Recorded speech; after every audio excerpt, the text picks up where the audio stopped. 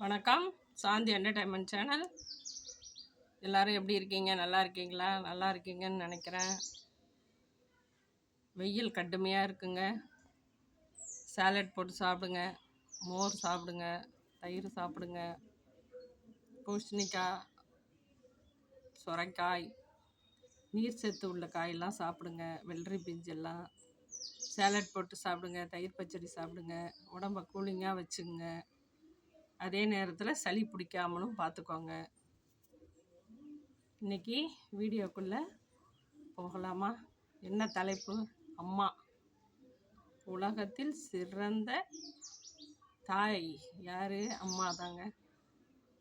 அம்மா இல்லைன்னா அந்த உலகமே இல்லைங்க.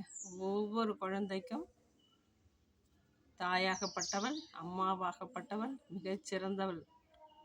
அவளை போல் தெய்வம் வேற எங்கேயும் கிடையாதுங்க. ஒரு குழந்தை பிறந்ததிலிருந்து அவங்க மறையும் வரைக்கும் அவங்களுக்கு உறுதுணையாகவும் நல்லது கெட்டது பாசத்தோடையும் பட்னியோடையும் இருந்து காப்பாற்றி அந்த குழந்தைய ஒவ்வொரு ஸ்டெப்பாக வளர்த்து ஆளாக்கி கொண்டு வர்றது தாய். எந்த ஒரு குழந்தையாகட்டும் தாய் இல்லாமல் கிடையாதுங்க. தாய் தாங்க பெற்றெடுக்கிறா. அவள் கருவறையில் சுமந்து, கஷ்டப்பட்டு சுமந்து, துன்பப்பட்டு சுமந்து, துயரப்பட்டு சுமந்து, ரொம்ப கஷ்டத்திலே வளர்ந்து அதை காப்பாற்றி உலகத்துக்கு ஒரு உயிரை கொண்டு வராங்க. அந்த தன்னுடைய உயிரை போக்கி அந்த ஒரு குழந்தைய கர்ப்பத்தில் சுமந்து உருவாக்கி வெளியில் கொண்டு வராங்க. அதை செவிலியராகிய டாக்டர்ஸ் தாங்க நமக்கு உயிரை காப்பாற்றி 2 உயிரையும் கொண்டு தராங்க. யாருமே தாயாகப்பட்டவள் தெய்வமாக மதிக்கப்படணுங்க. ஒவ்வொரு தாயும் சிறந்த தெய்வம்ங்க. வீட்டுக்கு ஒரு தெய்வம், அப்பாவும் தெய்வம், அம்மாவும் தெய்வம். அதாவது உலகத்துக்கு கொண்டு வரவர் தாய், அதை வழி நடத்தி கொண்டு போகிறவர் தகப்பன். 2 பேரும் 50-50 தான். ஆனாலும் தாய் புனிதமானவள்ங்க. அதுக்காக தந்தை மட்டமானவரான்னு கேட்காதீங்க. தந்தையும் அதான் சொன்னனே, 2 பேரும் சமபங்கு. ஆனால் அது 2ல் எது பெஸ்ட்டுன்னா தாய் தாங்க பெஸ்ட்டு.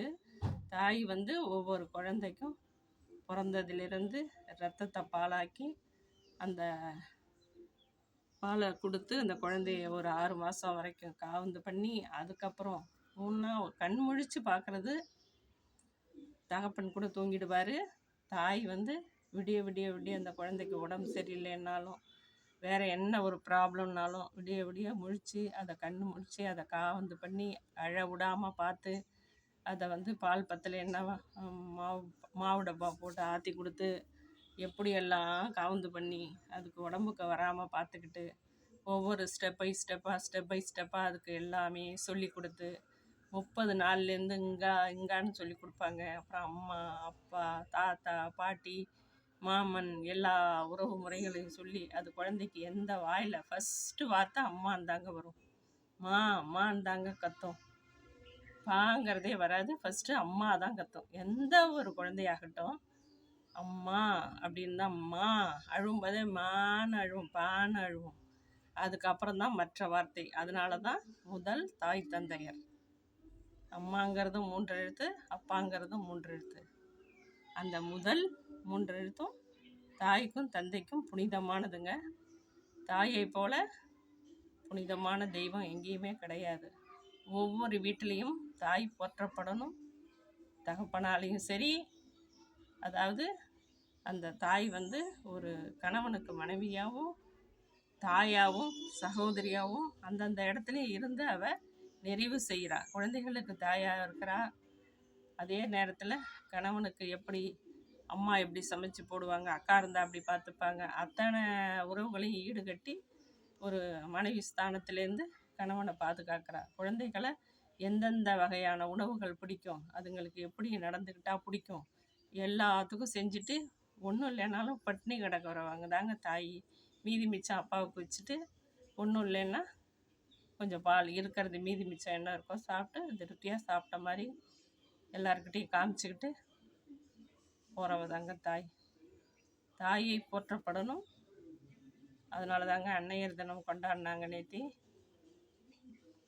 தாயை போல உலகத்தில் சிறந்த தெய்வமே கிடையாது.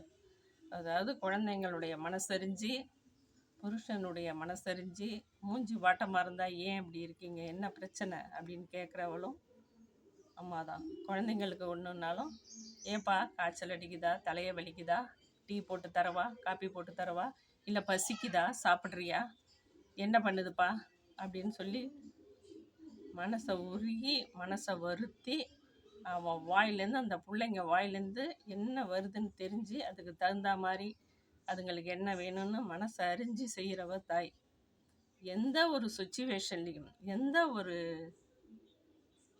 தளராத மனப்பக்குவம் இருக்கும்போதும் மனசை விட்டு கொடுக்காம தாய் அன்பை காட்டுறவ அவள் ஒருத்தி தாங்க. தாய் மட்டும்தான் பிள்ளைங்கள்கிட்ட உண்மையான பாசம், உண்மையான நேசம், உண்மையான அன்பு எல்லாம் வைக்கிறவ தாய். மற்றவங்கள்லாம் சகோதரிகள் கூட ஒரு வயசுக்கு அப்புறம் அவங்கவுங்க, அதாவது பொண்ணு வந்து வேறு இடத்துக்கும், பையன் இன்னொரு பொண்ணை கல்யாணம் பண்ணதுக்கு அப்புறம் வேற்றுமையாக தெரிகிறாங்க. நிறைய இடத்துல பாசத்தோடு இருக்கிறதில்ல. ஆனால் ஆணாகட்டும் பெண்ணாகட்டும், தான் வயத்தில் பிறந்த எத்தனை குழந்தையாகட்டும் எல்லாத்தையும் சமமாக நினச்சி அதுங்களுக்கு என்னென்ன செய்யணுங்கிறது, எப்படி எப்படி செய்யணுங்கிறதெல்லாம் பெற்ற தாய்க்கு மட்டும்தாக தெரியும். தாய் தாங்க உலகத்திலே முதல் தெய்வம். மற்ற தெய்வத்தெல்லாம் மறுபடி தாங்க கும்பிடணும். தாயை வந்து நீங்கள் கடவுளாக நினச்சி காலில் வணங்கி ஒவ்வொரு வேலையும் செஞ்சீங்கன்னா எல்லாம் உலகத்தில் சக்ஸஸாக நடக்குங்க.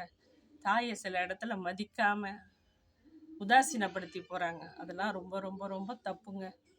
தாய் போல் உலகத்தில் யாருமே கிடையாது.